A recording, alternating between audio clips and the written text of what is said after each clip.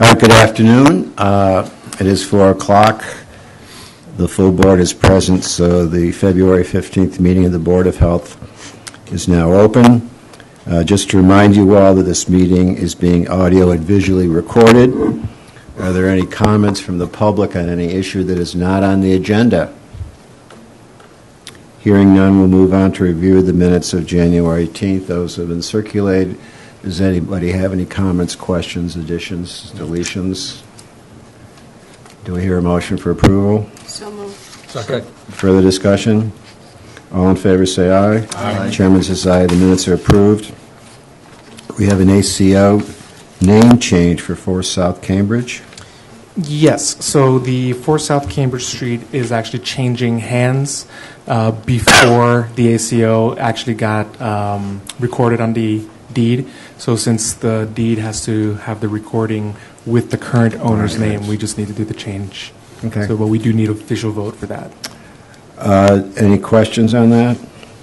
Do I hear a motion for the name change of the ACO of 4 South Cambridge?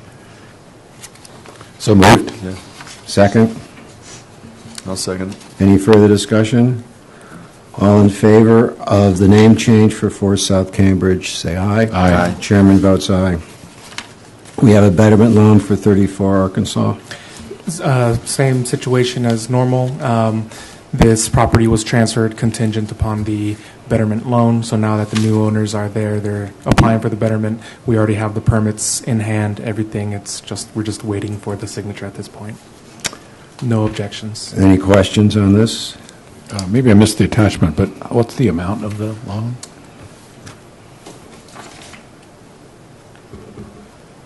I have it right here, and of course, I have problem finding it. I think it's 32,000 to be, but I have to confirm that, and unfortunately, I don't have it here right now. I can get back to you with the exact number. That's fine. That's good enough. And we have a warrant article for money for that. We do, yes. Yes, for an extra $2 million. Good. And really was based on comments that were made here. I think it wouldn't have happened otherwise. So Yeah. it's good that we were on top of it. Good. Yes, exactly. Do I hear a motion for the betterment loan? So moved. Do I hear a second? Any further discussion? All in favor? Aye. Chairman says aye.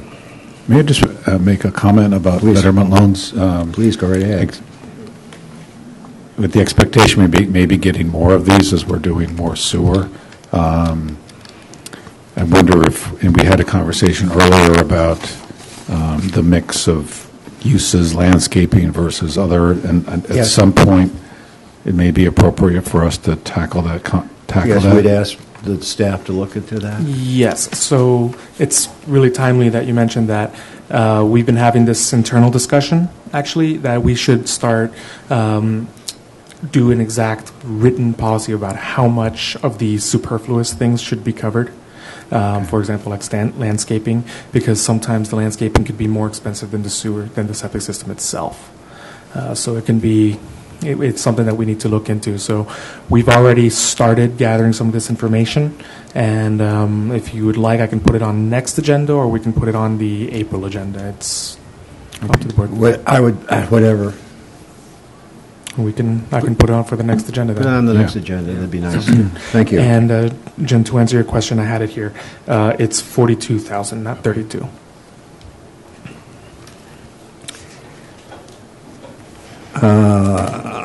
Sideline setback for 10 Washington Avenue. Yes. So this one is a request for a variance setback, a variance to a setback for a tight tank. So this is the maximum feasible compliance that we have. Unfortunately, the lot is small, so they have to put the tight tank within the 10-foot setback. No, this is the system. Yeah, the system itself. Yeah, there's no tight tank there. No, this on one's- Washington. This one was the tight tank, I believe. You've got a tight Four tank amps. coming. No, this is 10 Washington. Yeah, 10 Washington. Yeah, it's It's Oh, a sorry. tight Yes, Yeah, it's not a tank. Sorry, this is the system. Regular You're absolutely right. maximum Sorry, feasible I mixed compliance. up the two. Thank you, Stephen. Yes, I mixed up the two. 4 amps is the tight tank. yeah. Yes, it's the same thing. The lot is small, but it is a full system. You're absolutely right, Stephen. Thank you. We've been in conversations with Mr. Buzanowski.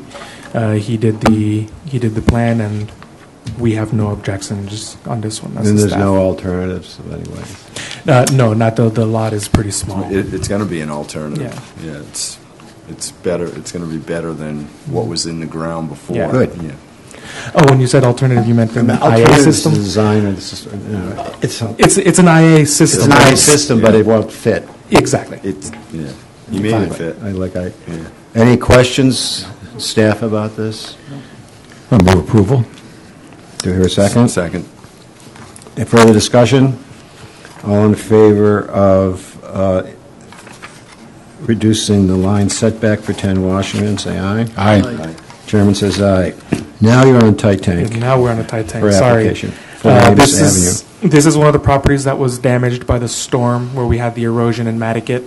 So they're looking to put in a tight tank so that they can continue occupying the property. They are out of space, so this is definitely the last resort for them. And the system that was there Is was washed away, or? It was definitely compromised, but I believe it was taken out of the bank through an emergency permit with ComCom. Okay. Should we make sure that that happened as part of this, authorization? Yes, we will. We have the septic abandonment permit, and I believe Kathy. It was Yeah. done, okay. Good. Any other questions for the staff on 4 Ames Avenue? Kathy's got a question. I just have one question. Kathy LaFave, Health Inspector, for the record. In the past, we had required pumping contract with a pumper for tight tanks, just sort of as a matter of policy. So I Yes. don't know if you'd want to add that in. I would, with yes. your recommendation. Yeah, Yeah, I do. yeah, we always. And if that's the case too, like on this vote, I'll You'll- recuse myself. right ahead. because It's I possible. think It's possible I could you have- may be the yes, pumper. Right. So in the future, it might make sense to have the application come with that, so we won't have to be reminded, because if we forget, we'll... Because if you're not here, we'll forget. Right.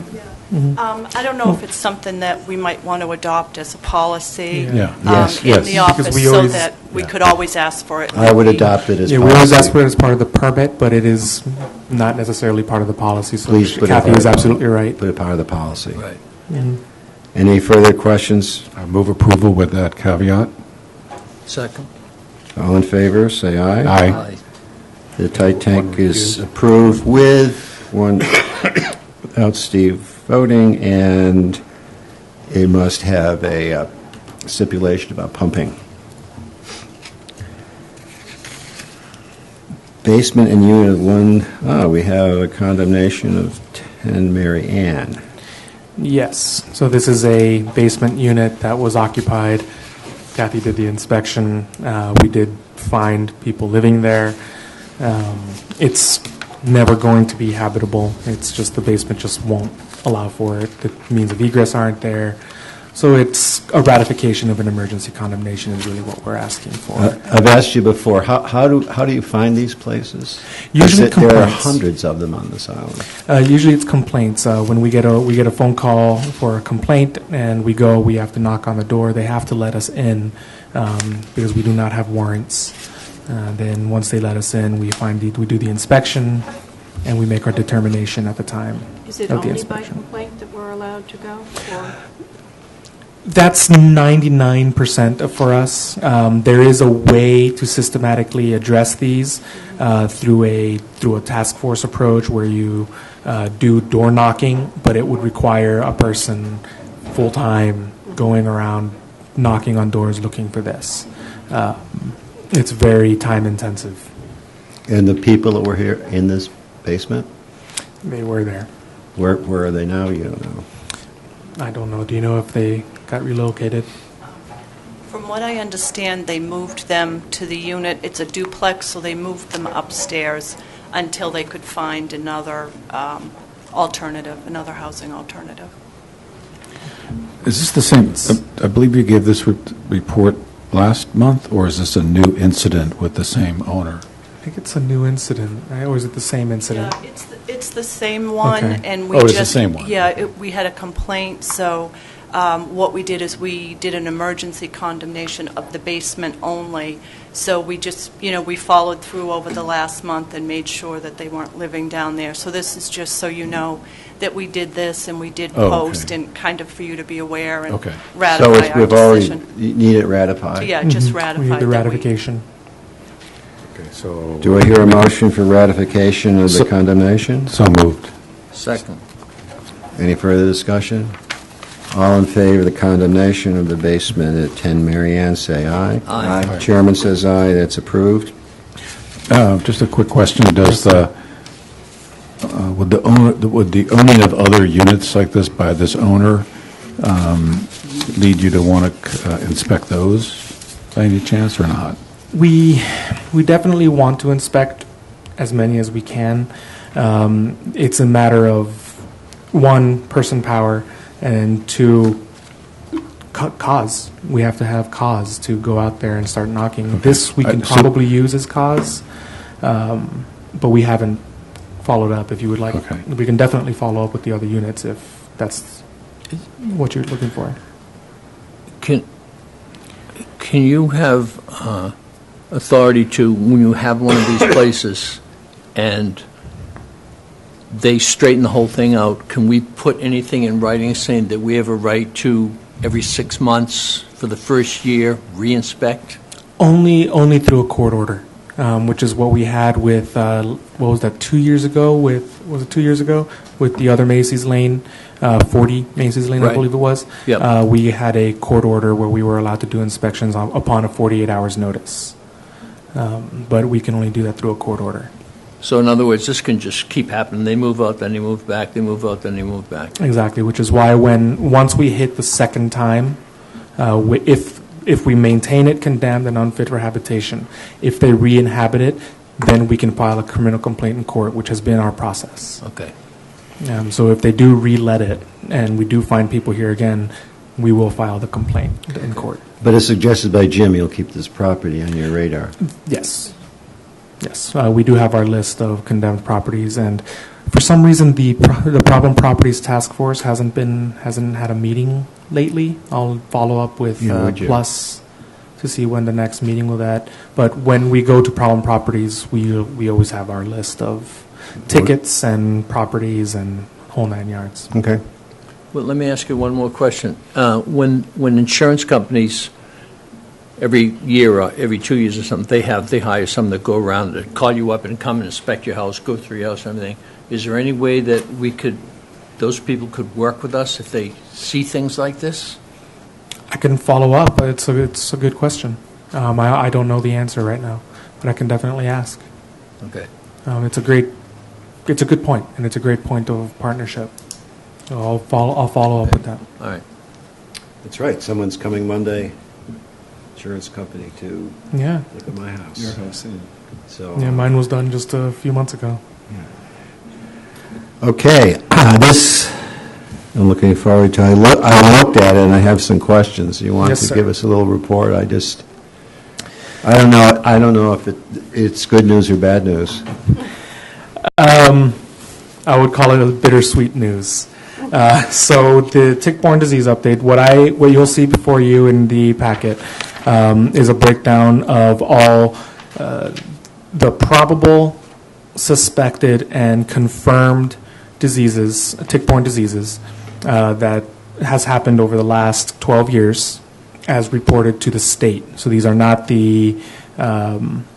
all the phone calls that they get that possibly, which was the old map that we used to get. You have possible, Yes. are in these numbers. These are in these numbers. Yeah. But as long as they put it into the computer at the state level, we have them. So this is all of the epidemiologic information that we have for the tick-borne diseases. So what you'll see in front of you, we're actually in good shape when it comes to rickettsial poxes and when it comes to the other tick-borne diseases like Powassan. We haven't seen Powassan on the island, so we're getting good news on that. Unfortunately, on some of the other issues, we're seeing a small yet steady increase of anaplasmosis, We don't know right now if that's a change in the type of tick, because they have found Lone Star ticks on the island now. They are, I know they're on Tuckernuck. They're on Tuckernuck. But are they here? Not that I know of on the main island. Yeah. However, we They've do gotta be here. That's all I can And they think of. carry have to. anaplasmosis. And they carry anaplasmosis.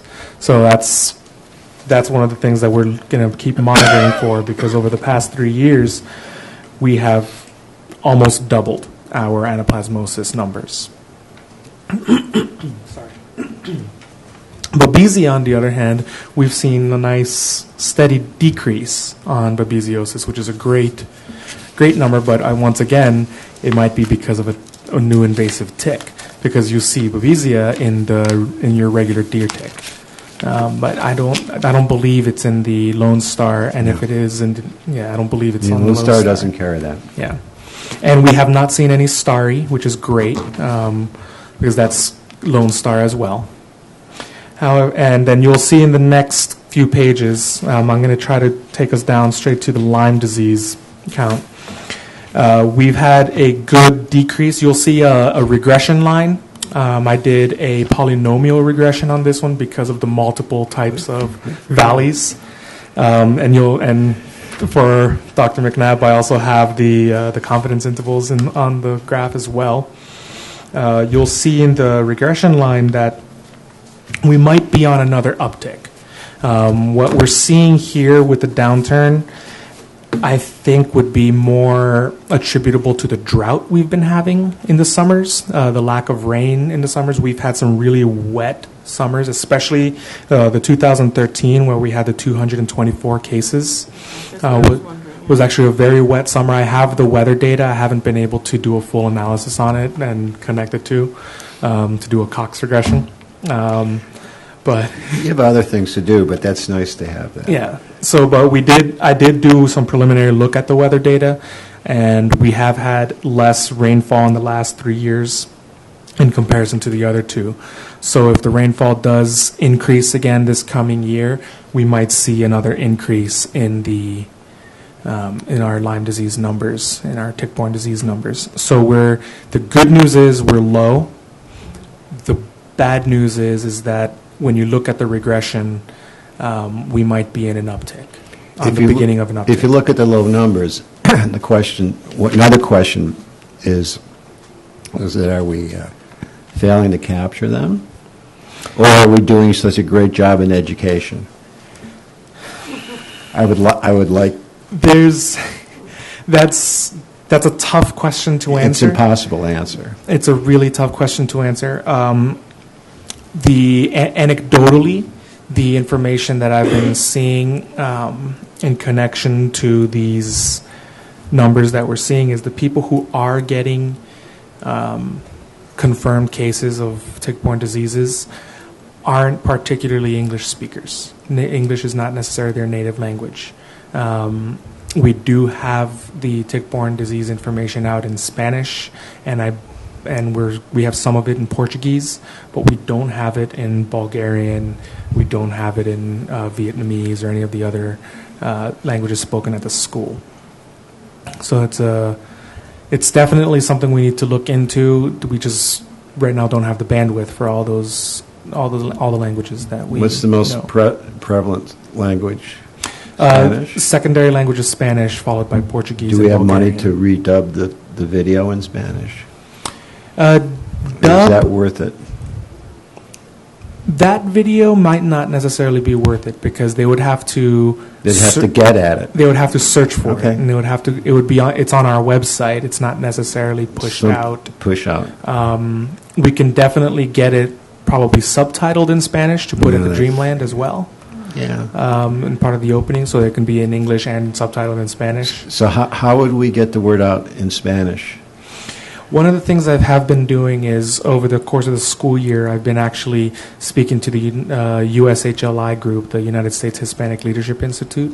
I've been talking to them and a lot of the youth that show up. We had, last time I went out there and I spoke to them, there were about 40 students there, everything from freshmen to seniors, but it is just the high school group. Yeah. Unless they have younger siblings, we're not getting the elementary, middle school, and intermediate school. And their parents. Well, when you get them through the children, it's actually really effective at getting information to the There's a parents lot as of well. non-English speaking landscapers. You would think they were at great risk. Mm-hmm. Yeah, it's we get a good group with the school, and we did. I believe Brandon, who is the president of that group, he wrote a small write-up in Veritas in Spanish, which I know reaches out to a lot of the Hispanic population on the island. However, other than working with those groups, we have been reaching out to I have been reaching out to some of the churches, the St. Mary's, and they are willing to put out information. I believe Maria Partida has taken information out there in Spanish, but we're not reaching the other populations, though. Any questions over here on this? Just to comment, another proxy for, I guess, the weather is the water utilization from the Wanakama Water Company. That's a good point. So we get a report. In fact, Mark just gave his report to the board, and I think he said maybe 90% is too much, but 60, 70% of water usage is for irrigation. So he said a lot of it's. so that's a proxy for that, and you might look at get his water usage as so. But I'm just looking at the revenue side, the water use fee since 2015, and you can draw your own conclusions there.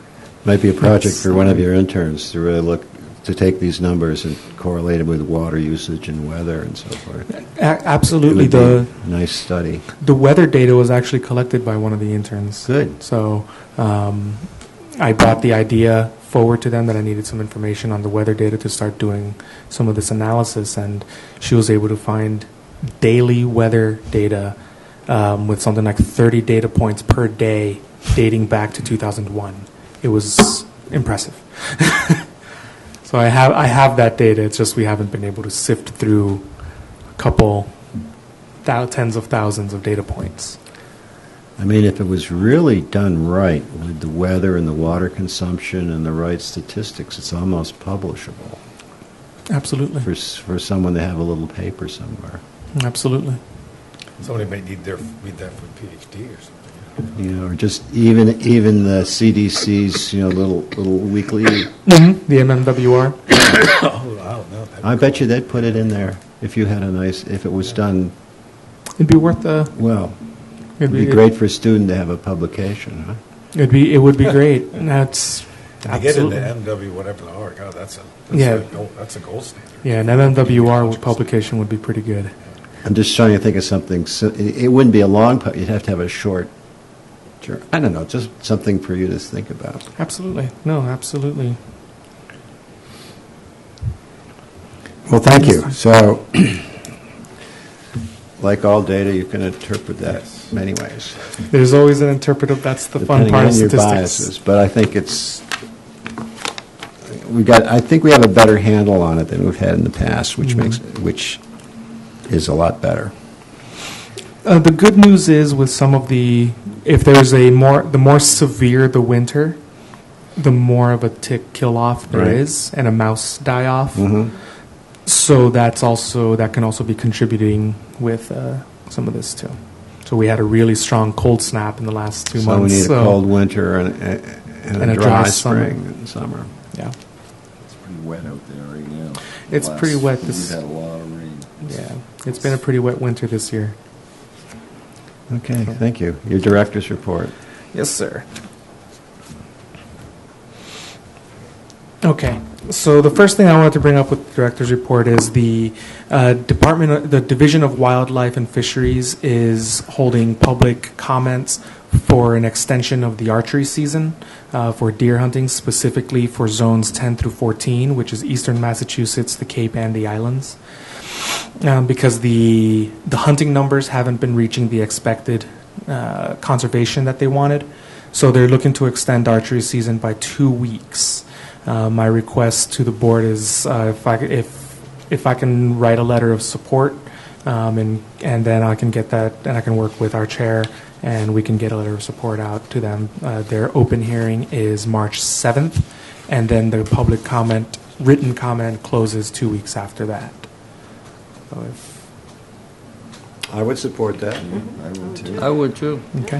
So it'll be good. Our right now the archery season opens. I believe it's 6 weeks prior to Thanksgiving. This would push it back to 8 weeks. So it would be pretty. It's going to be a pretty good opening. Secondly, this last month I went to Washington, D.C. to connect with the National Association of the City and County Health Officials on our Rural Health Initiative. We're actually in very good shape regarding possible accreditation. They took a lot of our requests and needs seriously. 2 towns from Massachusetts were representative. It was Needham and Nantucket. There was 2 towns in Ohio, 1 from Oklahoma, and 2 from California were there. And then what they're looking to do is to make the accreditation, the work that we're doing in a local capacity, fit that national accreditation standard. So it actually looks a lot better than we originally anticipated, and they are lowering the cost. So the original cost was $35,000. They're looking for rural health to be down to 10.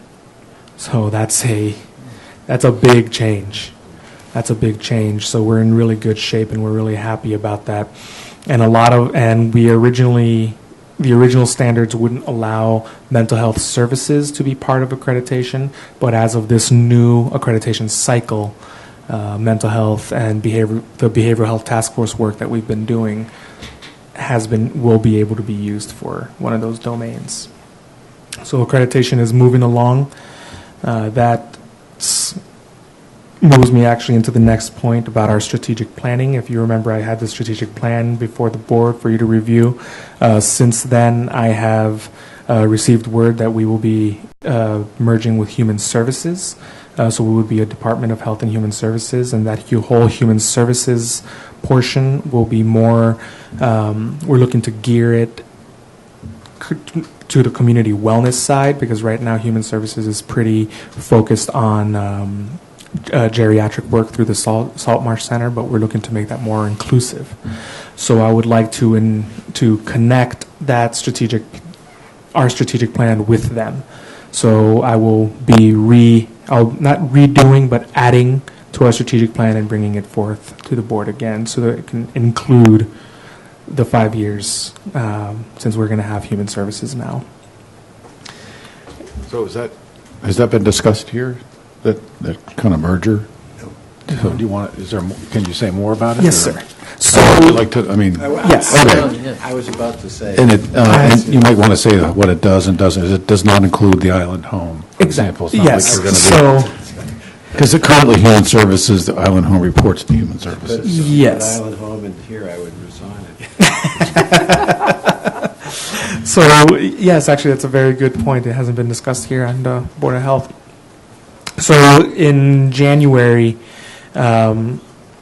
I received word that instead of doing the community health officer position that we had put in the budget, instead of that, we'll be getting the Human Services portion moved into our department, and the direction kind of shifted to that whole community wellness, community health side.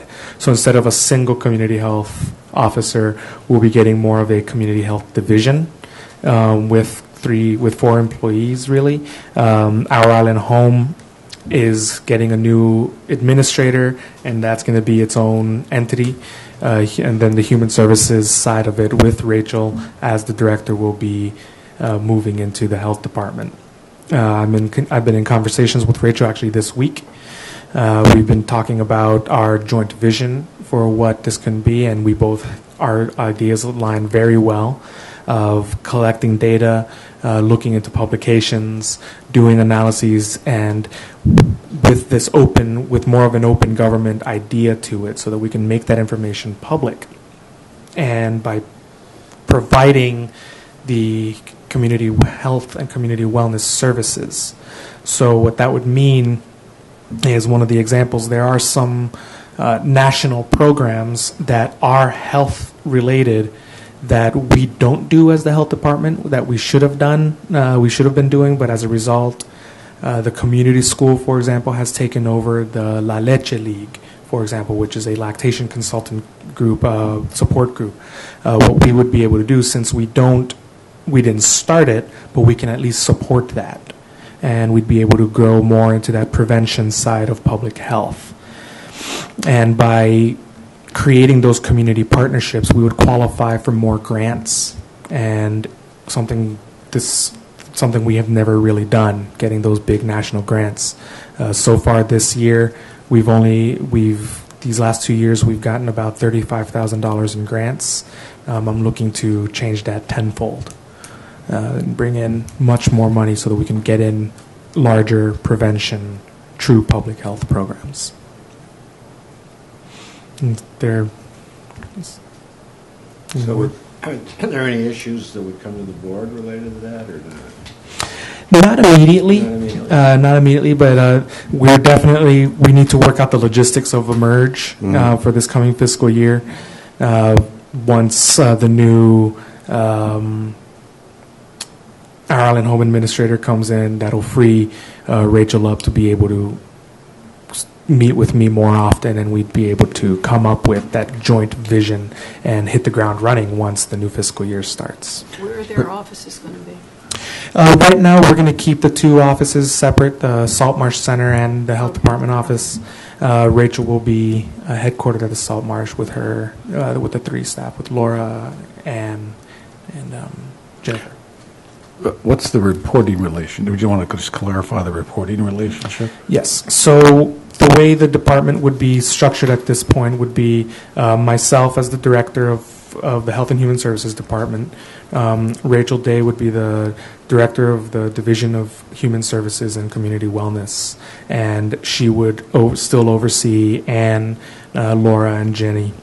But she reports to you. And she reports to me. Okay, so I just wanted to make that point, because when I had a conversation with town administration about, to encourage the budgeting of that role, this issue kind of came up, and so which makes some sense. And I chatted with Roberto about Rachel's kind of interest or experience in that role, because it's really a community health person that we're looking for, and I think it's important that you speak to that, maybe reference the conversation you and I had about that. Yeah, absolutely. I'm definitely on board. Rachel is very knowledgeable in human services and community health. One of the things that we're looking to do is the other aspect of public health that she doesn't know of community health, we can get her trained through the Massachusetts Health Officers Association and the Community Health Workers Association. Sorry. And, sorry. So we're definitely looking forward. Is there any specific thing that you wanted me to touch on, Jim, before I continue? You had a higher level of enthusiasm about the change in the role than maybe you're expressing now. So I'll go ahead and just let that's the takeaway I got. In that, and when you say, question about things come to here, I mean this really broadens the scope, I think, of the role of the Board of Health. Good. Right. So all that stuff that it's going to be a lot of resources, and I know Rachel's excited about it.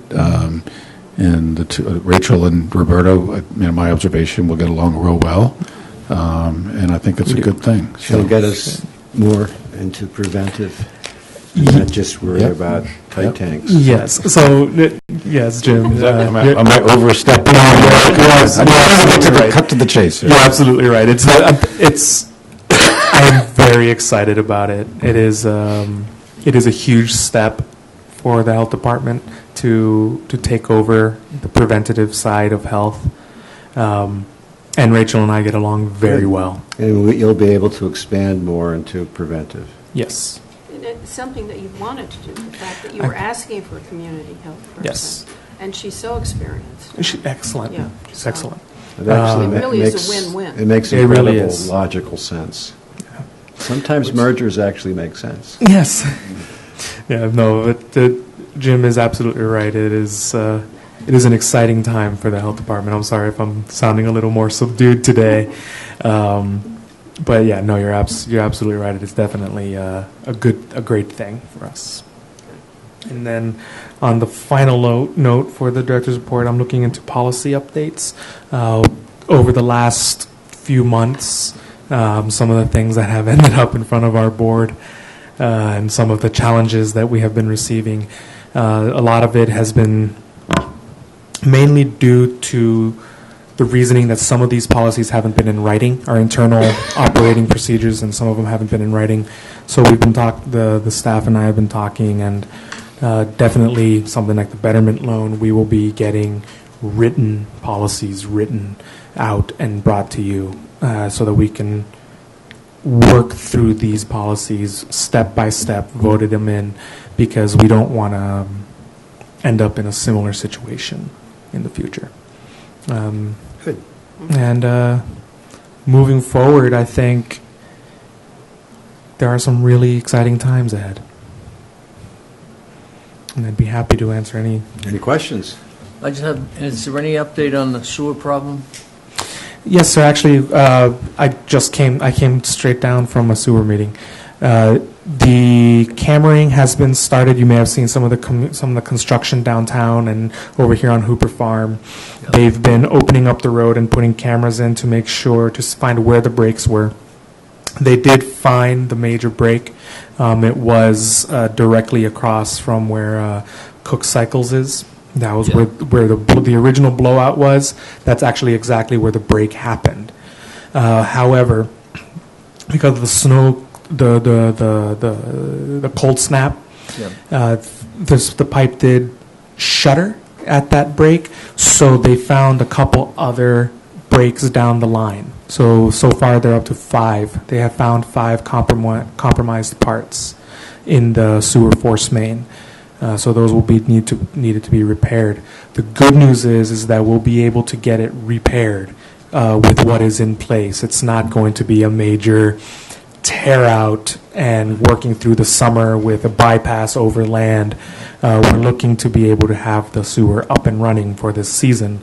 In my opinion, more than my opinion, we've been discussing it. It's more of a Band-Aid repair. We do definitely need to address the entire force main, but we will have the force main up and running So it's when it's needed. a temporary fix. Pending a larger capital project. Yeah. Yes. Right.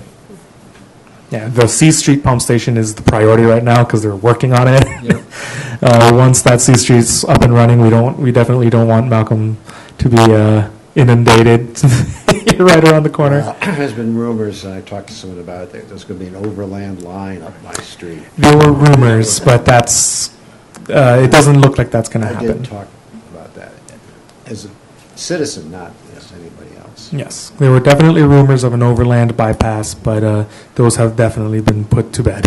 Well, And that's what was reported last night to the Board of Selectmen, that there will not be the need for the overland. Yes. Whatever.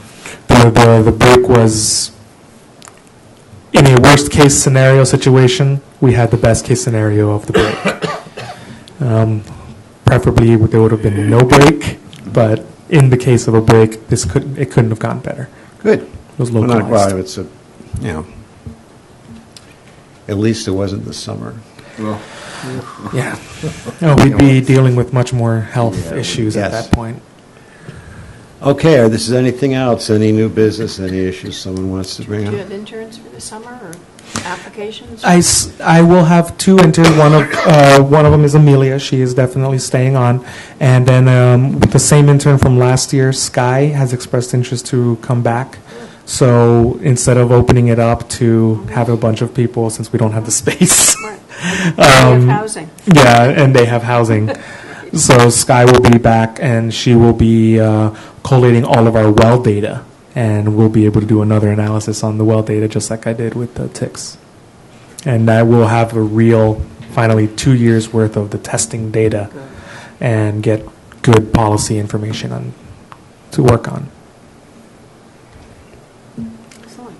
Well, If I hear no objections, oh, no. I will not be here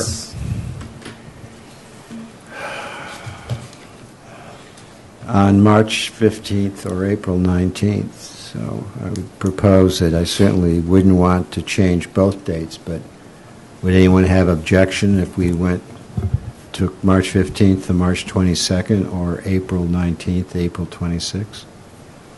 I can't go back in time, but I can go forward a week. I don't have a problem. No, I'm good. That's fine. So it's Well, one of those months. 3/22, and what April will be what? April what? Well, I want to change two, I want to just change one of them. I'll miss one of them, but I'll be at the other one. So do you want to change April or March? I don't mind changing both of them. Fine, we'll change It doesn't matter to both. me which one you change. We'll change both of them. If there's no objection, Okay. we will have March meeting on the 22nd and the April meeting on the 26th. 26th, okay. That's how much your board values your presence. Yeah, well, no one wants to sit here. So I have one other thing I forgot. Yeah.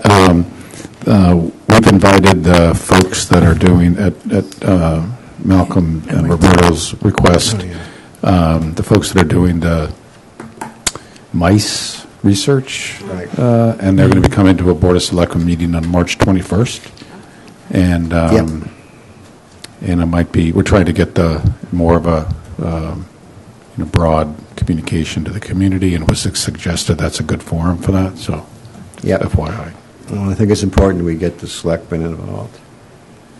And we did have kind of an organizational steering committee, and we decided that Kevin really shouldn't be on the steering committee, and that I would probably, since I'm on the board and the steering committee is advisor to the board, that I should be like ex officio and not necessarily on the committee, and that we appoint a chairman to be the chairman. So I'll do that. There's no objection. That seems to be the best way to keep it clean. Right. And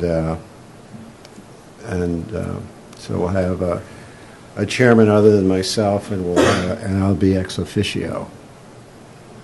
And if I leave the board, then they might invite me on the committee. Okay? Okay. Makes sense. All right, so if I hear no objections, we'll adjourn the meeting until March 22nd. I need your signature. Yep. No, did I say it right? No. March 22nd.